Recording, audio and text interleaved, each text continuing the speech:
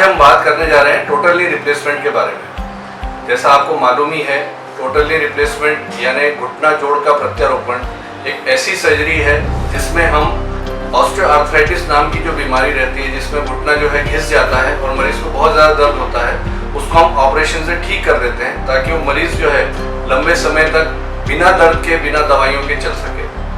Osteoarthritis नी में एक ऐसी बीमारी है जो बुजुर्ग व्यक्तियों को बहुत ज़्यादा कॉमनली हम लोग देखते हैं आजकल।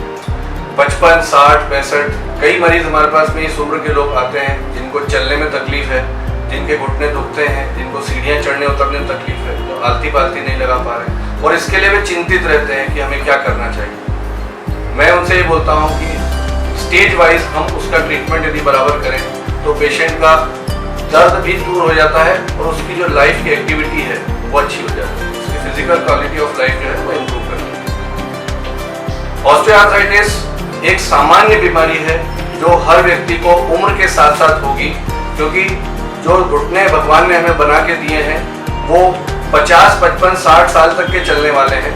उसके बाद में एक स्थिति ऐसी आती है जब अंदर की जो चिकनाई की जो परत है वो कम होती जाती है और मरीज को दर्द होता है। ये हमारे घुटने का मॉडल है।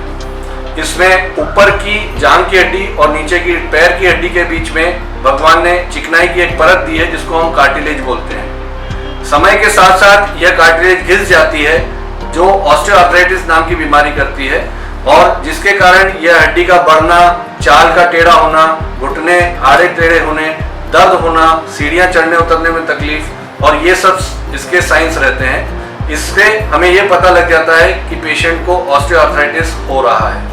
कुछ मरीज हमसे पूछते हैं कि साहब नी रिप्लेसमेंट में क्या पूरा ही घुटना बदल दिया जाता है? हम उन्हें जवाब देते हैं कि नहीं, ऐसा नहीं है, यह सरफेस रिप्लेसमेंट है।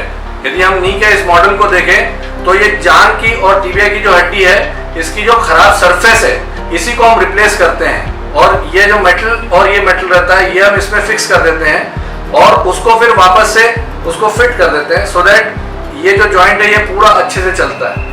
चूंकि ये सरफेस रिप्लेसमेंट है इसीलिए इसमें रिकवरी बहुत फास्ट हो जाती है, मरीज अगले दिन ही चलने लग जाता है और करीब 15 दिन बाद सीढ़ियाँ चढ़ना उतरना उसका शुरू हो जाता है। जैसा मैंने आपको बताया कि अभी मैं नी रिप्लेसमेंट सर्जरीज कर रहा हूँ, तो दिन के करीबन 15 से 20 पेशेंट्स में आजकल ऐसे देख रहा हूँ जिनको घुटनों की समस्या है, जिनको चलने फिरने में दर्द है या जो चाहते हैं कि उनको भविष्य में रिप्लेसमेंट या सर्जरी की जरूरत नहीं पड़े। ऐसे 15 से 20 पेशेंट्स में रोज देख रहा हूँ। जब मरीज हमारे पास में घुटने के दर्द के साथ में आता है तो सबसे पहले हम उसका क्लिनिकल एग्जामिनेशन करते हैं। उसके घुटने में दर्द किस कारण से है इसको हम इवेल्युएट करते हैं। इसके लिए हम एक्सरेस करते हैं और फिर उसकी आर्थराइटिस की स्टेजिंग करते हैं। जो फर्स्ट इनिशियल स्टेजेस की जो आर्थराइटिस रहती है उसको हम दवाइयों और सिर्फ एक्सरसाइजेस से ही दूर कर सकते हैं। थोड़ी सी मॉडरेट स्टेज पे जब आर्थराइटिस आती है तो उसके लिए हमें कुछ मेडिसिन लगती हैं, कुछ सपोर्ट्स लगते हैं और कुछ लाइफस्टाइल मॉडिफिकेशंस लगती हैं। सिर्फ कुछ ही परसेंटेज में जब सीवियर ऑस्टियोआर्थराइटिस हो जाती है, यानी कि मरीज को भयंकर दर्द होता है, रोज उसको दर्द निवारक लेने की जरूरत पड़ती है, या उसकी चाल में फर्क आ गया है, या उसकी जो एक्टिविटीज ऑफ डेली लिविंग है वो यदि उस पर असर आने लग जाता है तो हम उसको रिप्लेसमेंट सजेस्ट करते हैं। जी, टोटल नी रिप्लेसमेंट जो है वो हार्डली 10% ऑफ द पॉपुलेशन जिनको आर्थराइटिस है उनको जरूरत पड़ती है और मैं उसको बोलता हूँ कि वो टोटल नी रिप्लेसमेंट हमारे लिए एक ब्रह्मास्त्र है जिसको हम सिर्फ लास्ट स्टेज पर ही हम यूज करते हैं। हम भी कोशिश करते हैं कि ऑस्टियोआर्थराइटिस की जो बीमारी का इलाज है वो पहले दवाइयों से या प्रिवेंशन से या एक्सरसाइजेस से हो जाए। सिर्फ कुछ ही केसेस में जिसमें सारी चीजें हमारी नाकाफी हो चुकी हैं या फेल हो चुकी हैं उसी में हम टोटल नी रिप्लेसमेंट की सलाह देते हैं। जॉइंट रिप्लेसमेंट यानी नी रिप्लेसमेंट जो है वो अमूमन दो तरह का होता है। एक होता है टोटल नी रिप्लेसमेंट, एक होता है पार्शियल नी रिप्लेसमेंट या unicondylar knee replacement. Total knee replacement में भी दो तरीके के होते हैं जिसमें हम पोस्टीरियर क्रूशिएट लिगामेंट को बचा लेते हैं यानी क्रूशिएट रिटेनिंग जो मैं करता हूं, और पोस्टीरियर सब्स्टिट्यूटिंग जिसमें हम पोस्टीरियर क्रूशिएट लिगामेंट को भी हम हटा देते हैं, जो दुनिया में दूसरी जगह पर भी काफी होते हैं। पार्शियल नी रिप्लेसमेंट एक ऐसी नई सर्जरी, एक नई टेक्निक इवॉल्व हुई है जिसमें हम हाफ ऑफ द जॉइंट यानी जो घुटने का हिस्सा खराब है उसी को हम चेंज करते हैं।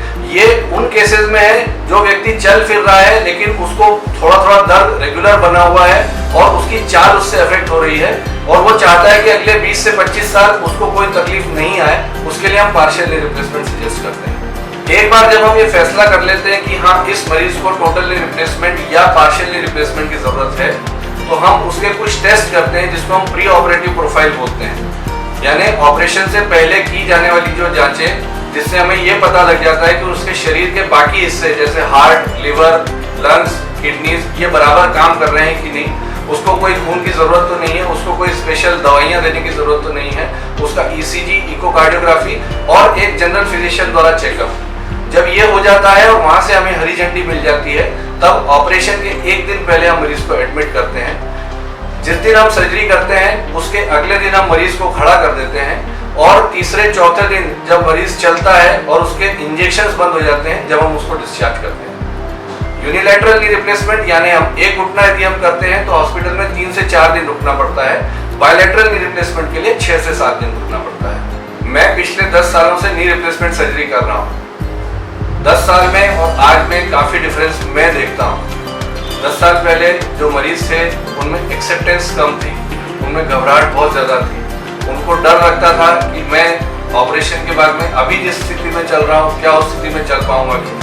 लेकिन पिछले 10 सालों में नी रिप्लेसमेंट ने जो सक्सेस हासिल की है उससे काफी मरीज जो है अब कन्विंस हो गए हैं। मरीज अपने ही पड़ोसी को, अपने ही किसी रिश्तेदार को देख के कन्विंस होकर आता है कि हाँ ये ऑपरेशन के बाद में अच्छे से चल पाऊंगा और मुझे कोई दर्द नहीं रहेगा। पहले ये मरीज को ये दर्द रहता था कि सीढ़ियां चढ़ने उतरने में तकलीफ हो रही है या ज्यादा देर खड़े रहने में तकलीफ हो रही है, और वो जैसे ही वो बैठता था या आराम कर लेता था तो ठीक हो जाता था। ये मरीज की फर्स्ट स्टेज रहती है ऑस्टियोआर्थराइटिस की।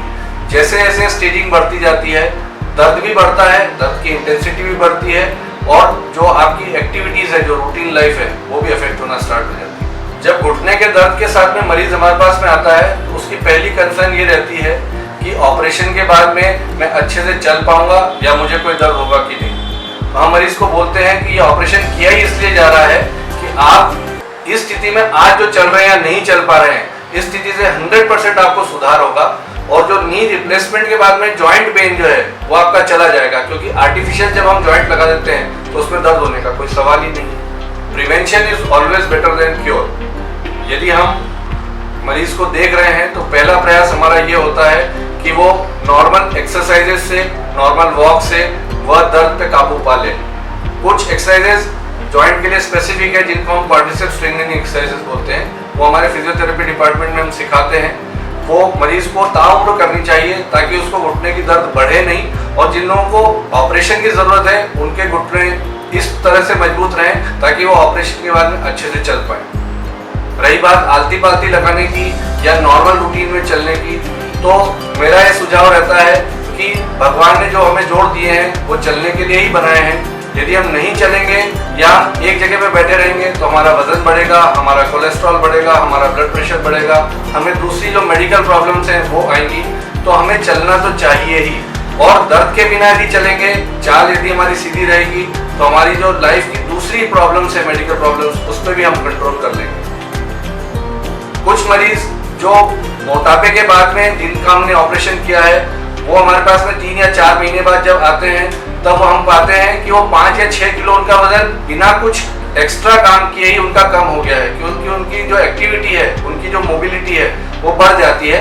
इसलिए 5 से 7 किलो का वजन आप ऑपरेशन के बाद में अपने आप ही कम कर सकते हैं। जब ऑस्टियोआर्थराइटिस बढ़ जाता है तो मरीज अपने आप चलना कम कर देता है और ये देखा गया कि उसका वजन बढ़ जाता है, और जब हम उसका नी रिप्लेसमेंट कर देते हैं तो उसको एज अ बोनस उसका वजन 4 से 5 किलो वो कंट्रोल कर सकता है, क्योंकि उसकी एक्टिविटीज लेवल जो है वो बढ़ जाती है, वो चलने फिरने ज्यादा लग जाता है। तो इवन जो ज्यादा वजन वाले लोग हैं उनका वजन हम कंट्रोल कर सकते हैं नी रिप्लेसमेंट। कुछ मरीज ऐसे हैं जो दर्द के कारण करीबन 3 से 6 महीने तक लगातार दवाइयां ले रहे हैं, लेकिन उनको दवाइयों से कोई असर नहीं होता है, या जब तक वो दवाइयां लेते हैं तब तक उसका असर होता है। मैं उन्हें ये सलाह देना चाहता हूँ कि यदि ऐसा है तो आप अपने स्पेशलिस्ट डॉक्टर को जरूर दिखाएं। घुटने के दर्द की स्टेजिंग के हिसाब से जो उसका सही ट्रीटमेंट है वो हम आपको दे पाएंगे। यह देखा गया है कि जो लोग लंबे समय तक पेन किलर यानी दर्द निवारक दवाइयां ले रहे हैं उनकी किडनीज पे असर आता है, उनको गैस्ट्राइटिस यानी पेप्टिक अल्सर यानी जो पेट में छाले होते हैं वो होने के चांसेस रहते हैं, और उनके लिवर पर एडवर्स इफेक्ट पड़ता है। तो बिना डॉक्टरी सलाह के लंबे समय कोई भी दवाई लेना सलाह नहीं दी जाती है। 60 साल की उम्र के बाद के लगभग 60% लोगों को घुटने की सिम्प्टोमेटिक आर्थराइटिस यानी कि उनको दर्द हो रहा है जिसके लिए उन्हें डॉक्टरी सलाह की जरूरत पड़ती है। और यह देखा गया है कि जो लोग अब बिना सलाह के दवाइयां ले रहे हैं या कुछ और इलाज कर रहे हैं उनको घुटने की समस्या दूसरे भी किसी कारण से हो सकती है। इसलिए हमारी ये सलाह रहती है कि स्पेशलिस्ट डॉक्टर को अपने दर्द के बारे में दिखाएं, वो आपकी स्टेज के हिसाब से आपको उचित इलाज देंगे ताकि आपको कम से कम साइड इफेक्ट्स हो और आपको मैक्सिमम बेनिफिट